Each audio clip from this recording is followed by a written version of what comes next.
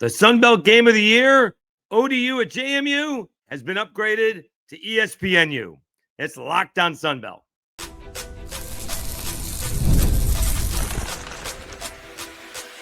You are Locked on Sun Belt, your daily podcast on the Sun Belt Conference, part of the Locked on Podcast Network, your team every day. All right, Dave Schultz, Locked on Sun Belt, your teams every day. Today's episode brought to you by Game Time. Download the Game Time app, create an account, and use code LOCKEDONCollege for $20 off your first purchase. Okay, we'll get to ODU and JMU from the weekend a little bit later. And then we talked about the lack of energy on Monday's show. We'll do it again here on Tuesday's show, something I just don't understand. All right. So the news came out earlier today that the JMU ODU ball game has been upgraded to ESPNU 3:30 Eastern time. It's in 2 weeks. It's not this week. It's the following week. And it's homecoming for JMU. That's interesting. Used to mean something. I'm not sure if it means anything anymore. It used to be kind of a patsy. And so when you scheduled homecoming against a potential rival, sometimes they were insulted. I think that's just when it is. Okay. This is important because the winner of this ball game is going to have an upper hand, in the division, home field advantage for the Sun Belt Championship game, and maybe an outside shot at making the college football playoff. All right. They both have relatively close losses to Power 4 teams, right? ODU was Indiana week 1, and then week 2, JMU came to me and lost to Louisville in a game they probably should have won. Certainly could have won, if not should have won. Whereas ODU was very sloppy, could have won that one, but maybe not should have won that one, if there's a difference. So this is a big ball game. And here's the catch when it comes to this ball game. For one of these two teams, two things has to happen, among others, for one of these two teams to end up going towards the playoff. Obviously, they have to win this ball game, but then the loser can't lose again. If one of these teams ends up with an 8-4 record, then the win doesn't mean anything. So one team has to be 11-1. The other team has to finish up 10-2. All right. At least regular season wise. Obviously, you got to win the conference championship in the Sun Belt if you're going to go to the college football playoff. One of those it is what it is deals. But here's the other thing about the game. It needs to be well played. It needs to be close. Now, as of right now, recording on Monday. Again, it's Monday. Shows on Tuesday. I happen to think ODU is better. Not by a lot. I think JMU's defense is one of the best in the country. ODU's defense is pretty good, but JMU's defense is on another level. The difference is going to be the offense. And I'm sure we'll go over this much more during the week when they play. But it is a stark difference. Defensively, scoring wise, JMU gives up 13.6 points a game because they just give up 7 to Georgia State, and Old Dominion also just gave up 7, so they're 14.6. So points wise, which is really the most important thing, they're about the same. Yardage wise, it's not about the same. It's about 100 yards difference. ODU is second in the conference, giving up just about 315 yards a game. JMU's defense is so good, they're giving up 217 yards a game. All right. Now flip it. Go to the offense. Old Dominion's offense, almost 500 yards a football game. 498 yards plus. James Madison, pretty solid, in 5th in the Sun Belt, 385.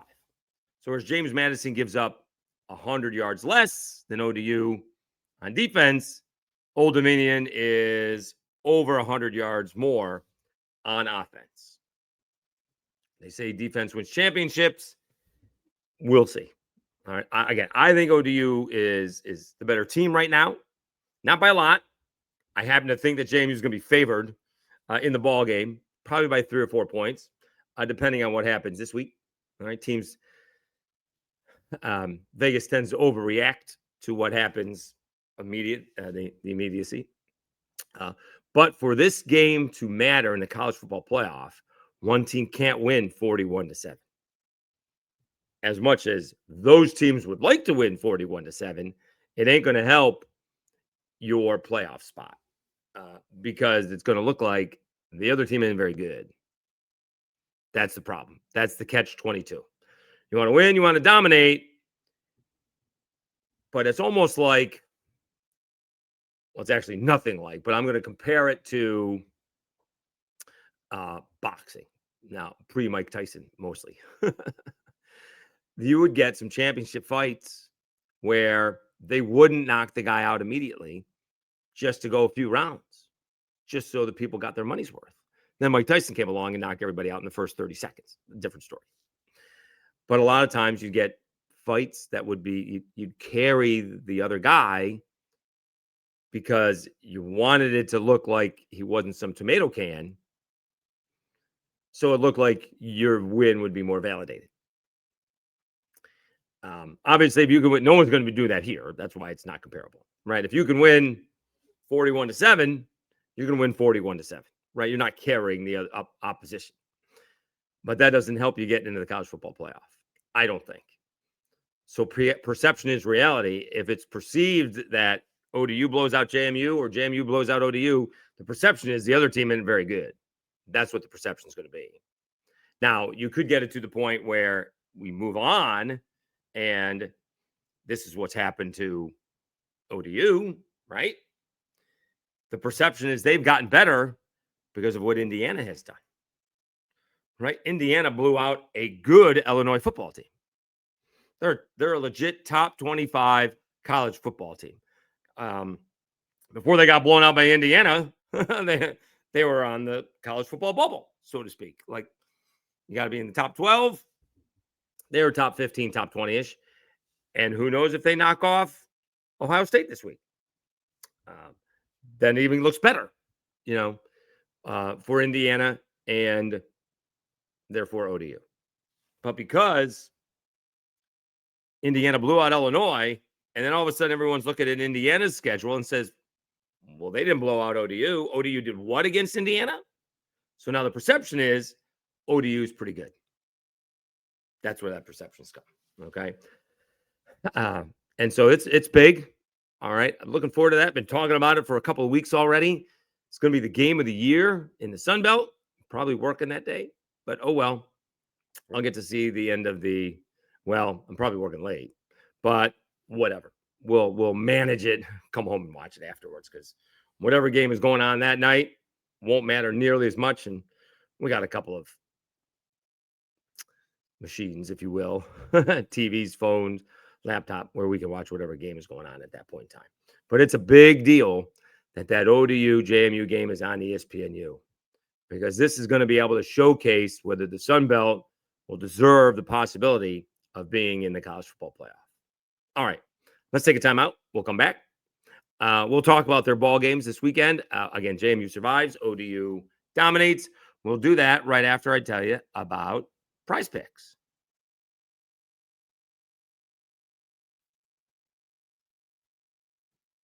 This episode is brought to you by Prize Picks. Every day we make decisions, but on Prize Picks, being right can actually get you paid.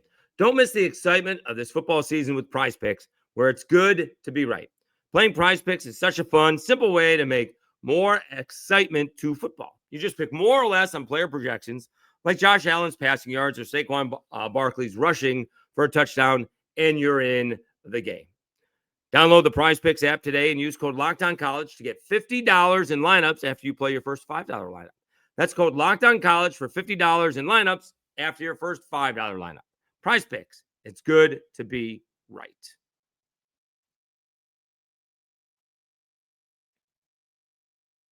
All right, Dave Schultz, Locked On Sun Belt, your teams every day. Let's recap a little ball games from the weekend. Let's start off with ODU 47-7 over Coastal Carolina, and it wasn't necessarily all that close.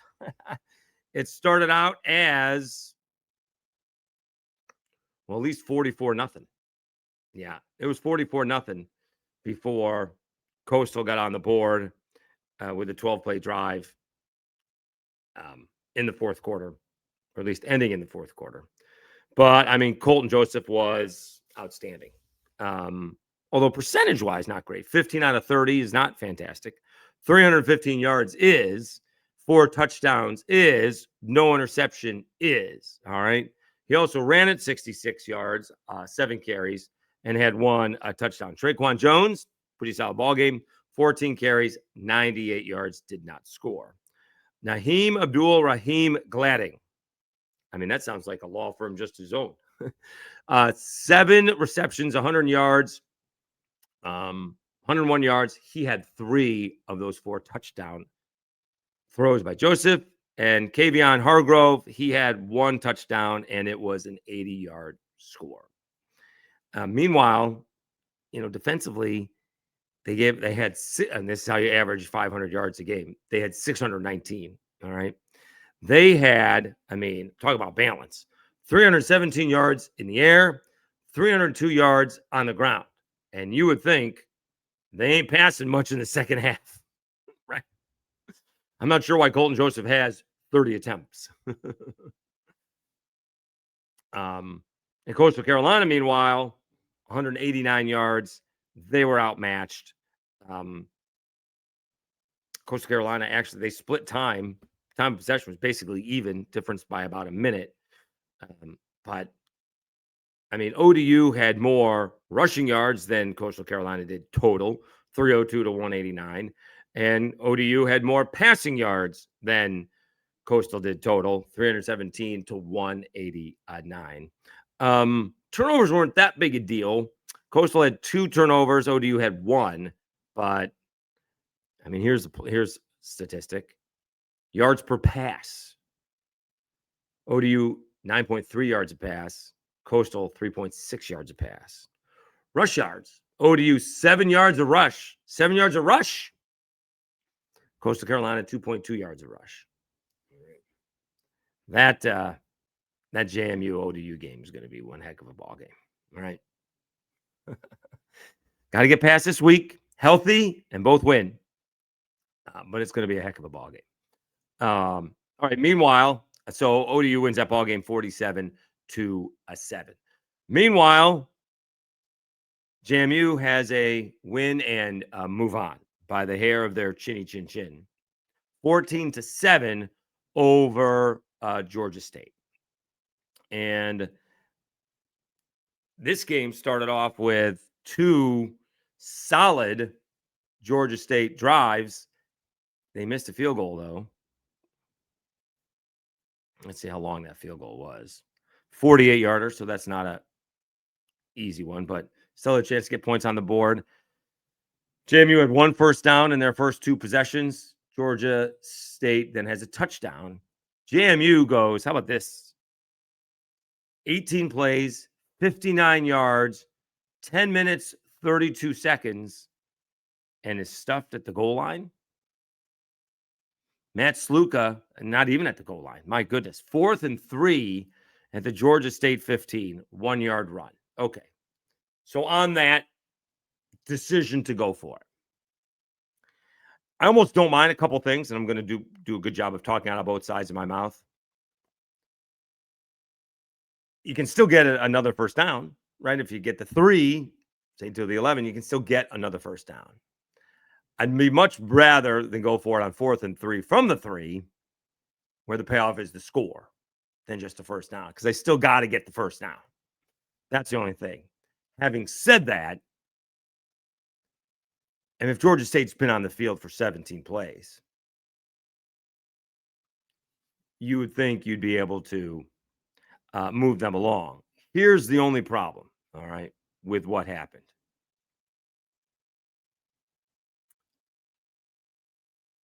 Matt Sluka came on the field for the first time. That's the problem. All right. Alonzo Barnett was the quarterback. They converted a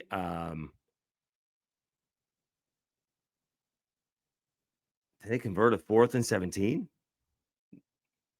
Oh goodness.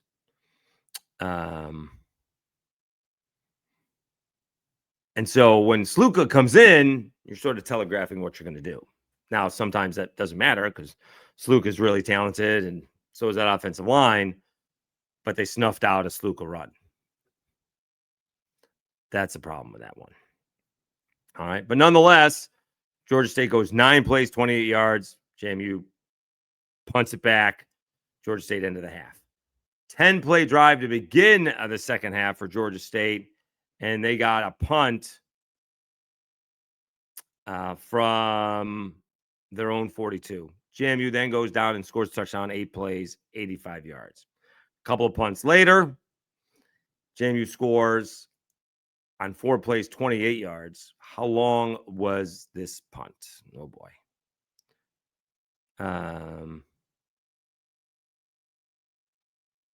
Says it was returned for 22 yards. They're basically punting inside the 5 or at the 5.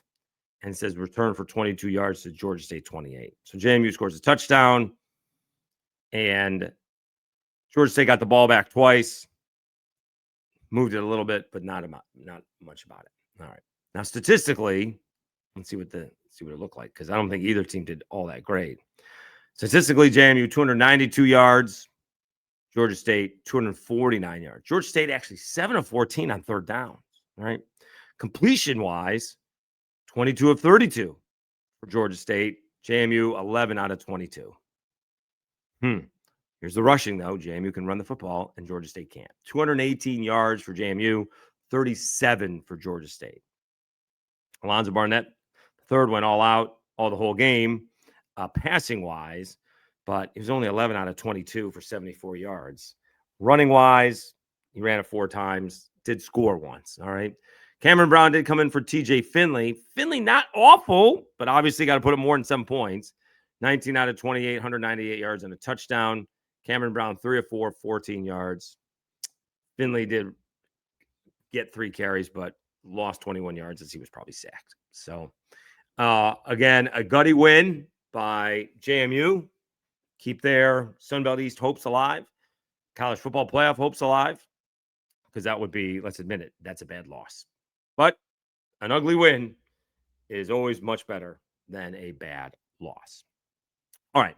We're going to pick up where we left off yesterday and reiterate it a little bit because I need some help from you guys. You gotta, I'm explaining my point of view about not being energized for a football game. I get it with the other sports. I don't get it with the football game. All right. We will do that after I tell you about Game Time and Square.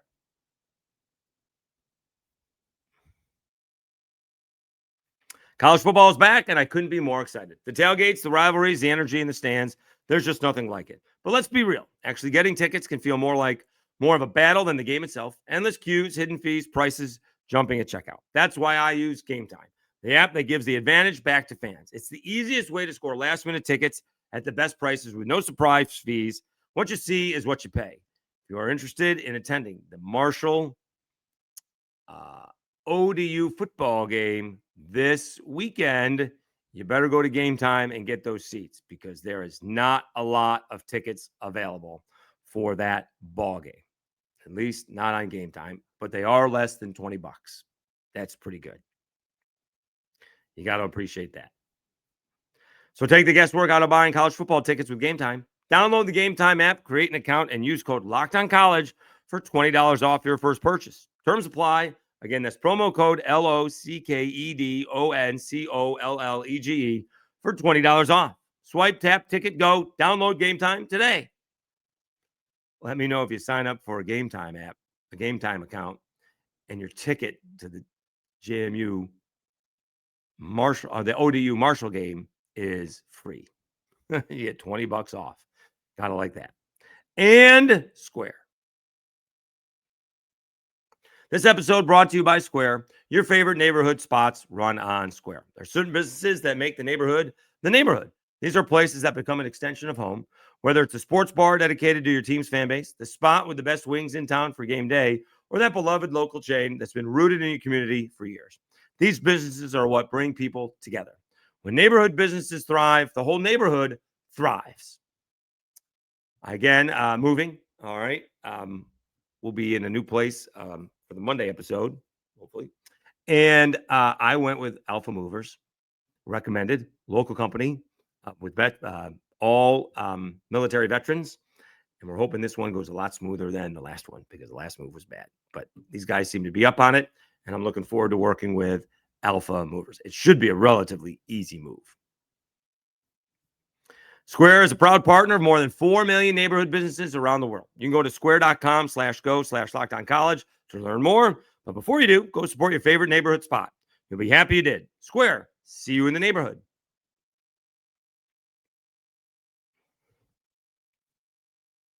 All right, Dave Schultz, Locked On Sunbelt, your teams every day. So I Googled NFL lack of energy. Probably could have showed you what it is, but we'll just read it. All right. Lack of energy. NFL. All right. News. Patrick Mahomes issues warning to Chiefs after Charger loss. Warned that his team can't come out flat like they did against the Chargers. I mean, what are we doing? Isn't that opening day? Oh, no, that was 5 days ago. Multiple, let's see here. Another one. Baker Mayfield said the same thing. I will give credit to the Bills because they didn't say that. I mean, they said they stubbed their toes, and they kind of did.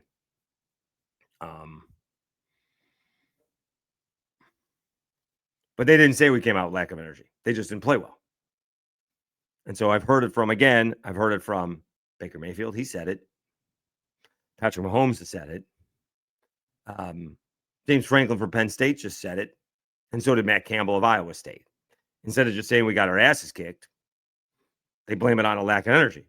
Now, again, the coaches are taking responsibility, but I don't understand how that works. I get it in baseball. All right. At least in not so much college, although you play 5 games in college. That's a long week if you're hitting the road. Although they're young, they should be able to handle it. But in the pros, it's tough to do it 162 games. It just is, right? Even baseball or even basketball and hockey are going to play 3 or 4 games a week. And it's tough to do it for all 82. I understand that. The ones who do are the great ones. The ones who do most of the time are the very good ones. And then there's everybody else. And so I get that. I really don't understand having the lack of energy. Penn State playing in the Rose Bowl. That's where the game was. There are not a lot of fans there, but they were playing in the Rose Bowl. Can't get excited about that? How do you not get excited about that? And it should have been a win. You're playing one of the worst teams, if not the worst Power 4 team in America. They had 2 days to prep. They had Rick Neuheisel's kid calling plays for the first time in his life. Can't beat that. I'm just not buying that these guys are not coming out with energy. I don't understand it. It makes no sense. And then you can't turn the energy on. Like, don't you see we're not bringing out the same energy after the first possession on offense and defense? Let's go, guys. Step it up. All right. Got to get pumped up. All right. If you wait until the second half, we're going to get blown out. Guess what happened? Tampa Bay fell short against Philadelphia, and Penn State fell just short of UCLA. You wait until it's 27-7. You're not going to be able to come back. Tampa was getting blown out against Philadelphia. Made a strong comeback. Fell short. So I don't understand the whole we're not coming out with energy. So I think a lot of people, Patriots fan here, good win against the Bills, made fun of Brady when he would come out, lead the team out, and he'd yell, "Let's go," right? And sometimes a little bit more profane than that because he's trying to get pumped up. He's trying to pump up the fans, whether they're home or road. All right. Always antagonize the fans. That's good to get yourself pumped up, but also pumping up his team. And then we've seen in Super Bowls, they were down 28-3. Sorry, Falcon fans. And it's Julian Edelman pumping up Brady, right? Because he's had a bad ball game. Threw a pick six. He just has not played well. And he's like, let's go. Right? We're going to make history. Right? Then he brings up, do it for your mom who was sick. But I don't understand how teams can do that. I don't care if you are in freshman football, playing your last game senior year. You're a Heisman Trophy candidate, or you're on a bad football team, right? Think what it takes for UCLA to want to go play that game. They were pumped. They were excited. I bet you Illinois is going to be excited this week. They're playing number 1 Ohio State. You think Bielema's got to pump them up? I doubt it. You think not. And on the vice versa, you would think that Ryan Day doesn't have to pump up Ohio State. And they know everyone's giving them their best shot. And they're pretty good. And they're the defending champs. I don't want to hear that again. The next question after lack of energy needs to be something along those lines that I've been saying. Coach, you said you came out with a lack of energy. How does that happen playing once a week? These guys don't like playing college football? They don't like playing pro football? They're not making enough money? You would think, I remember the late, great number 36 over there, Tony Robichaux, right? He was sometimes you got to rein him in. But he's like, that's okay. I'd rather tame a Mustang than kick a mule.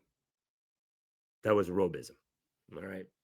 A lot of times with his pitchers or whomever, a lot of times you got, especially in baseball, because baseball is a different sport where trying harder doesn't necessarily make you better. And so you gotta stay calm and within yourself. But he always had that line. I'd rather have to tame them a little bit than to kick them, because one way is much easier, and I shouldn't have to get them excited to play. All right. Again, in baseball, you're going to be more excited to play some games than others. I get it. And maybe Penn State wasn't excited. You can bet Iowa State was excited to play Cincinnati because Cincinnati's pretty good. And they give me the excuse that they didn't bring the energy, and Matt Campbell's taking that responsibility. Coach, aren't you really just getting your ass kicked and you're using energy for an excuse? Because how is it feasible that that's the case? I don't know. Please explain to me. I told you I was a 13th man on a 12-man JV basketball team, and I had to be calmed down, and I wasn't going to play.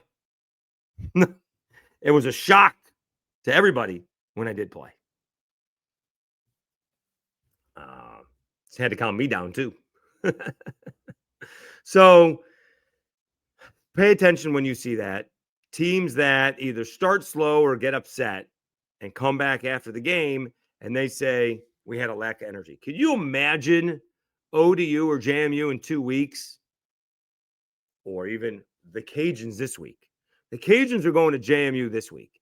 Can you imagine if Mike Desimo, after having that thrilling win a couple of weeks ago, getting a week off to get healthy, and now going to JMU and playing one of the 2 top teams in the whole league, and you come out after the ball game because you lost 27-7, and you said, we just didn't come out with enough energy.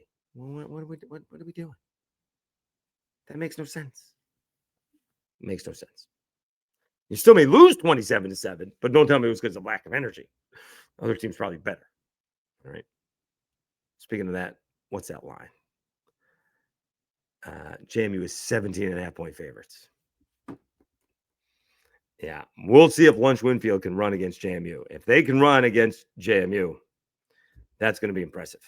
All right. Because Lunch isn't going to pass it much against JMU. They're going to try and run it. We'll see if they get their shots and hit a couple of guys that are open. But that's going to be a tough ball game for the Cage. Nonetheless, but you guys get my point. So let me know what you guys think about this, because it's just a pet peeve of mine as of late, because kind of like the same thing when you hear a new coach get a job where we're going to build culture. It's going to be a whole new culture. Well, what does that mean? The other guys weren't trying. So now we get the whole thing. Well, we started off with bad energy. Why? How? Why didn't you flip a switch? Doesn't seem to make sense to me. I could be in the wrong. All right. I never played football, so I could be in the wrong, but I never understood how when you're playing once a week, you can't have the energy to play.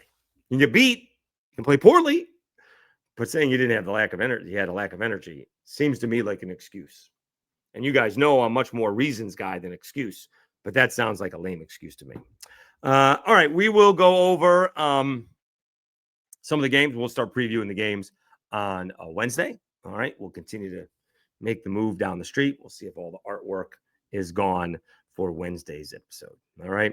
It's gonna be late. Oh, it won't be. They won't be gone. I got an event. We got a special bottle coming out on Wednesday, and an event is on Tuesday. So hopefully it doesn't rain too much. It's supposed to rain. We'll see. Thanks so much for tuning in. Really appreciate it.